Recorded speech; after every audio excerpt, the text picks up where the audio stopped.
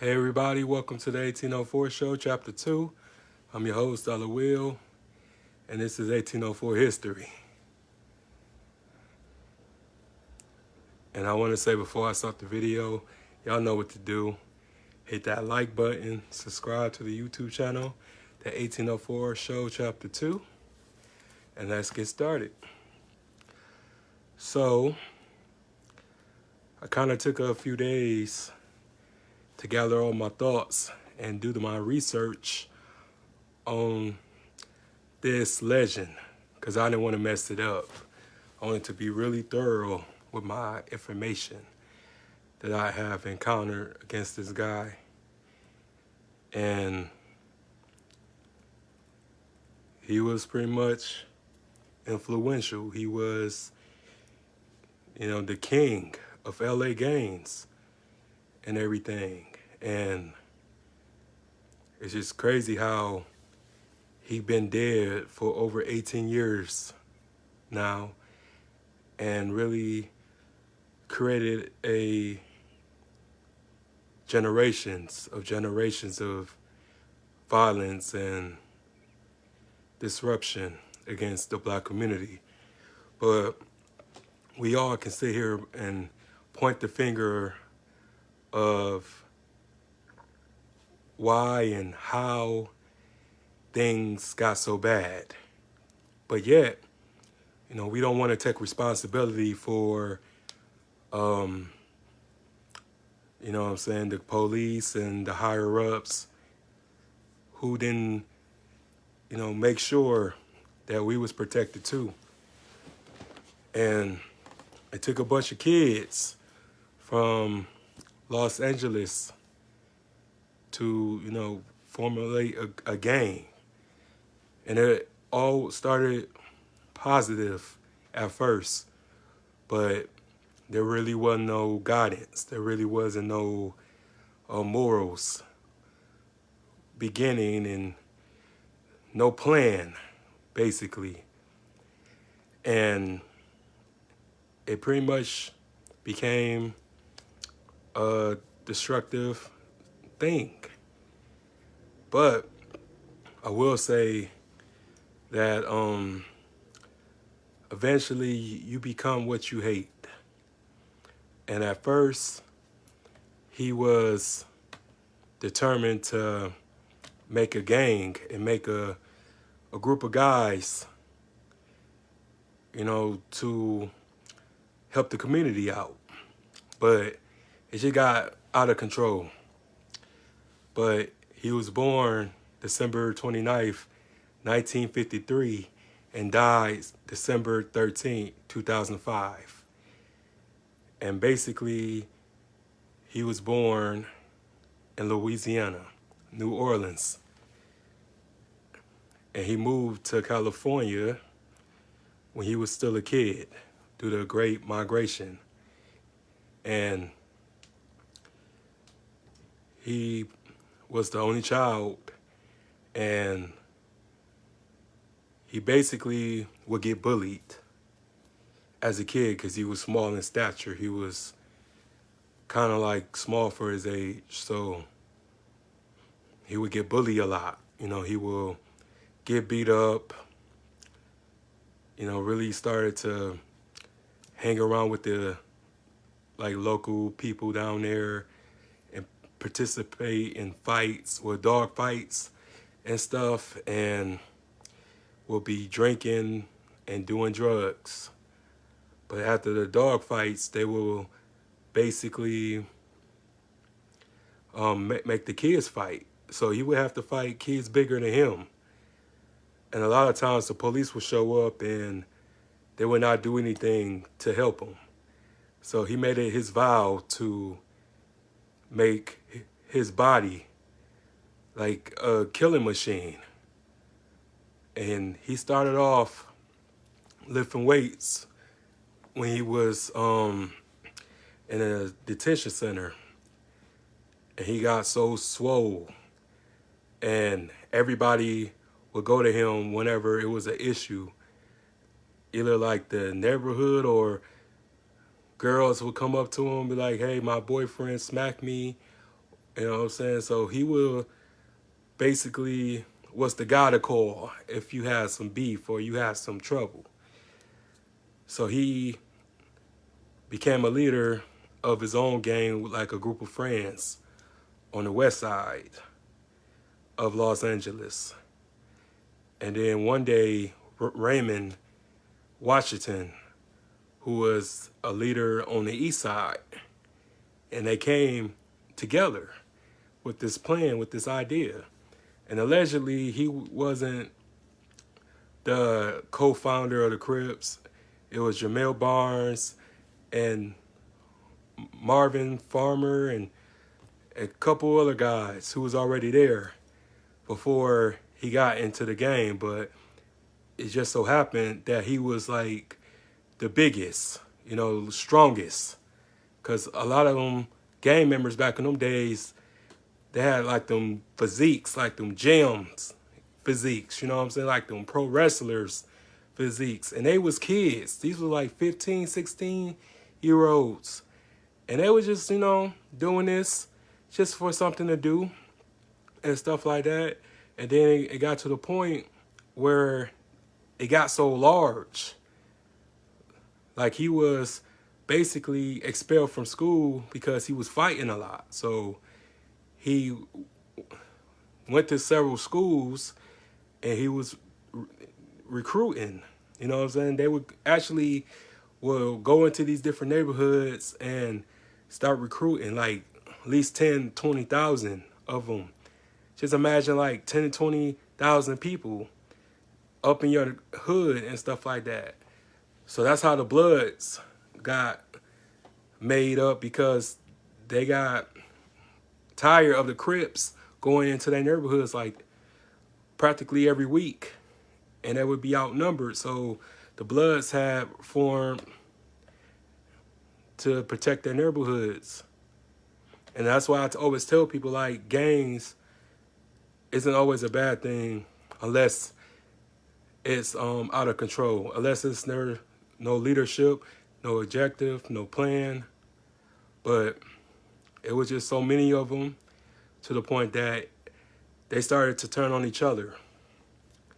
So Raymond Washington ended up serving time in prison for armed robbery.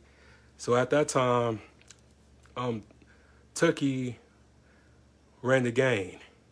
And he made an appearance on the Gong Show, this popular TV show where like people who had talents and people who had like music ability and body building ability. So he show up there as a bodybuilder, was dancing with two models and stuff. His chest and arms was all oily and stuff like that. He was just having a good time.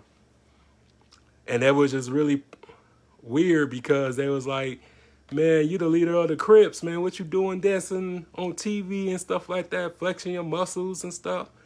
So he would do this all the time. People would call it narcissistic, but he just loved himself so much to the point that he wanted to show like the neighborhood his muscles and stuff. And the girls would go crazy and stuff like that. They'd go, ah, you know what I'm saying? It was just always funny, you know. But he was a good dude, you know. And he was actually like a youth counselor at this halfway house for troubled teens. And his job was to like cook them breakfast, help them with their homework, like take them to doctor's appointments, take them to pretty much to school, drop them off and this and that. And that's how he gained recruits like that, because they obviously was going to listen to him and wasn't going to give him a hard time because he was the leader of the Crips. So by the time 1975 to 76, he started to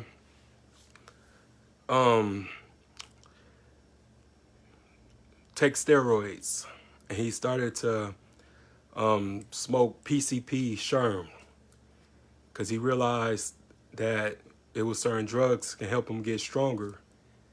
So that came a time where he wasn't able to be around anybody. You know, people were scared of him. You know, he became very unstable. He became like a bully. You know what I'm saying? And he would go to these random drug dealers and demand sherm. And if he was a nigh, he would beat them up or get them killed or whatever. And that happened after he was shot. He was caught in an ambush. And that was like really like the first time that he realized that he could get killed. And it was just one of those things that I think he had PTSD from. So he had to suppress it by, you know, doing sherm and just trying to stay focused and stuff like that. So after that, allegedly, he walked into a 7-Eleven and killed this store clerk. And then a few weeks later, he walked into a motel and shot 3 people, and there was a family. So the police stopped him and his friend at a traffic stop, regular traffic stop, and illegally searched the car, went in the trunk, found a shot-off shotgun, and they was like, wait a minute, this shotgun looked like the same shotgun that did these murders.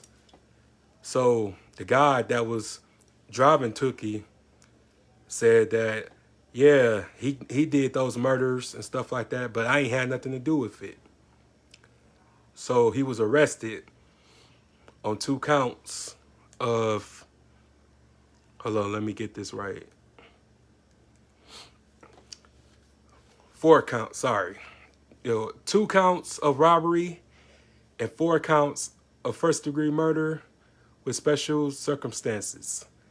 So all they had was the sawed-off shotgun, but they never did a ballistic test. They never found his fingerprints at the scene of the crime. So he was arrested on the spot. And then it took him 2 years to find him guilty of first-degree murder, and he was sentenced to death in 1981. My thing is, regardless of what people say, there was never no evidence stating and proving that he did this crime. The reason why he was arrested and the reason why he was sentenced to death is because of the fact that he had too much power. Like, he was able to control large groups of people at the same time. So he had to go. So he was sent to prison, and Raymond Washington was shot, standing in front of the corner. And he was shot, allegedly by the same Crips, because it just got so bad to the point that nobody could control them. And again, they was turning on each other because there was so many of them.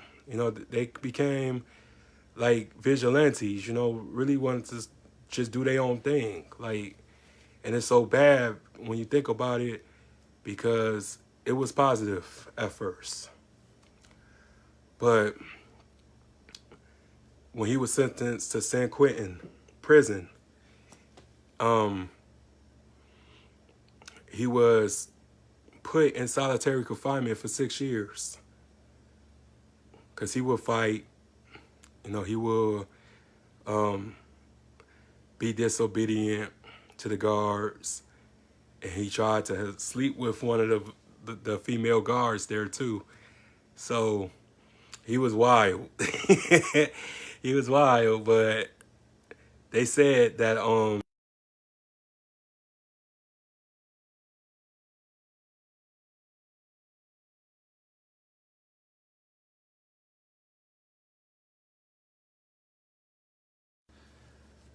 okay, I'm back, guys. I'm sorry about that. So his cellmate left some books for him to read. So while he was in solitary confinement, he began to educate himself. He began to actually read books, learn words out the dictionary, countless and countless of years. And he just really began to figure out what humanity was and really realize that he contributed to these certain acts and certain misdeeds. It all finally like made sense to him. And just imagine, you know, you a gang member and throughout your whole life, all you knew was violence, or all you knew was that it was better to get them before they got me. And a lot of people celebrated and, you know, killing black men, you know. A lot of people didn't know about, like, damn, like, I killed somebody's son, I killed somebody's husband, I killed somebody's brother. Because we're not taught to have empathy towards each other. We're not taught that. So for the first time, he actually started to wake up and realize that he made terrible mistakes. And that he wanted to get to the kids because he realized that, you know, you can't tell a grown man what to do. So he realized, like, let me help these kids. Let me help the youth. Let me target the youth because maybe I can save them before the streets get them. So he began to write several children's books and began to be the biggest help of the 1992 gang troops in Los Angeles, Bloods and Crips troops. And he would start these videos, you know, live from his cell, and just really, you know, began to tell people about the dangers of gangs and stuff like that, and just really trying to get some gang prevention. And he was also visited by Winnie Mandela too, excuse me, and was also nominated for the Nobel Peace Prize too, for peace. And a lot of people really thought that this was a act to get his sentence reduced to life in prison. Like he was just, you know, trying to have a plan. Like he didn't do this from the kindness of his heart. So it was just a lot of controversy behind that. Damn, I can't talk tonight. Controversy. So it was just like a lot of people that was just like, you know, he just doing this so he can get off his death sentence and stuff. He ain't doing this for real. But he just really wanted to help. He felt like he was responsible. His conscience got to him, and he just wanted to make a difference. He wanted to, you know, change the way that people viewed him, and that he wanted to do a good deed before he died. Because he didn't know just when he was going to die, because a lot of his appeals got denied. And when you on death row, they ain't going to tell you when you're going to die. So when your appeals get denied countless of times, the closer you are to your execution. So he was just really wanted to make a difference in his life before he passed. So 10 years later, his execution came up, 2005, and Arnold Schwarzenegger was the governor of California at the time. So it was up to Arnold Schwarzenegger to grant him clemency, and he refused to grant that to him because he felt like he didn't express any remorse for the murders that he committed. But Tookie was like, I'm not going to say I'm sorry or have any remorse for a crime that I ain't commit. So on December 13th, 2005, Stanley Tookie Williams III was executed by lethal injection at San Quentin Prison, and he was 51 years old.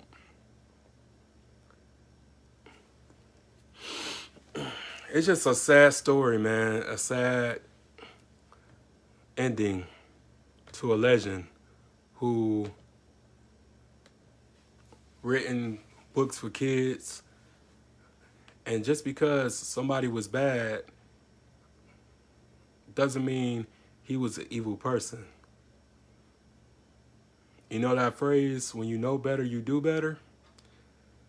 So like, while he was in prison for the first time, he realized that maybe it's my fault. Maybe I should be held accountable.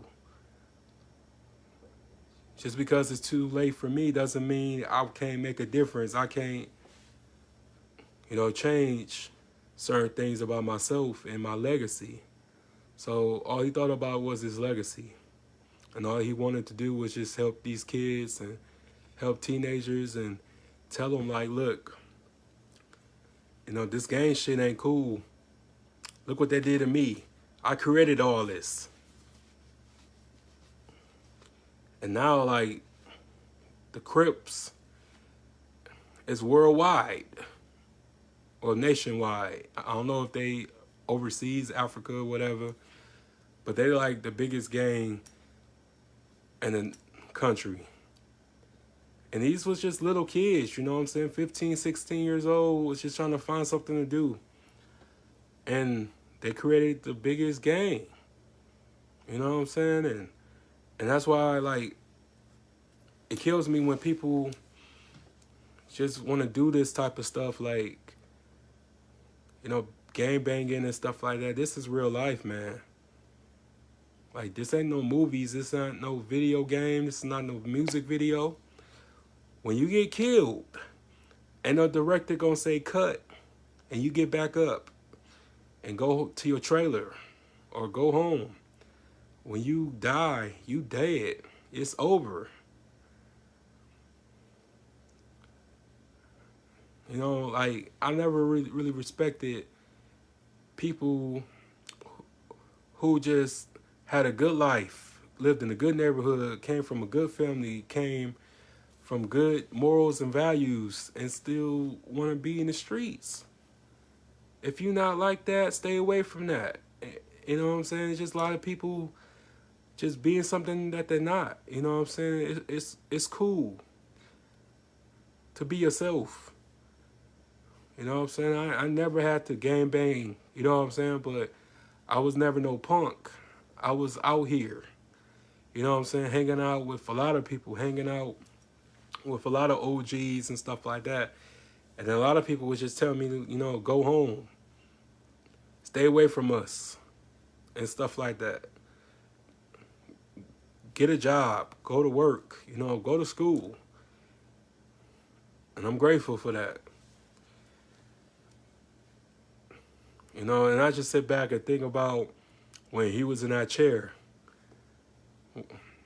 that lethal injection chair, and about to die. They said he made peace with it, but was it really worth it? We all gonna die, but a lot of us isn't going to make it to the age or to the stage that we think we are going to make it. Because a lot of us are making bad choices. Too old to be making mistakes. But yeah, guys, that's the end of this episode. And again, like, comment, subscribe to the YouTube channel, the 1804 History, and I'm out. Peace.